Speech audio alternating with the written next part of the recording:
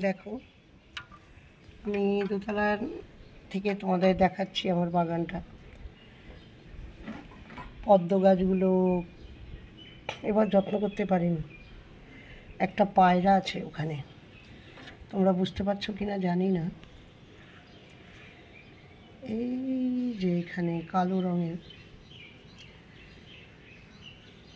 একটা পায়রা আছে। কাঁঠাল গাছের তলায় ওখানে যে কলকে ফুল গাছটা আছে ওর আড়ালে তলায় একটা পায়রা বসে আছে। ওটা মনে হয় ছায়া পাচ্ছে, তাই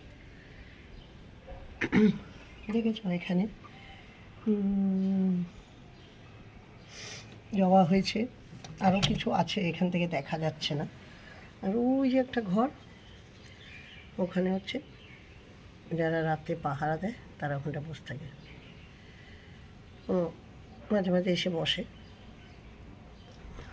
নাইট গার্ডের জন্য। তোমাদের দেখালাম। দেখো, পিটুনিয়া এখনও ফুটে যাচ্ছে।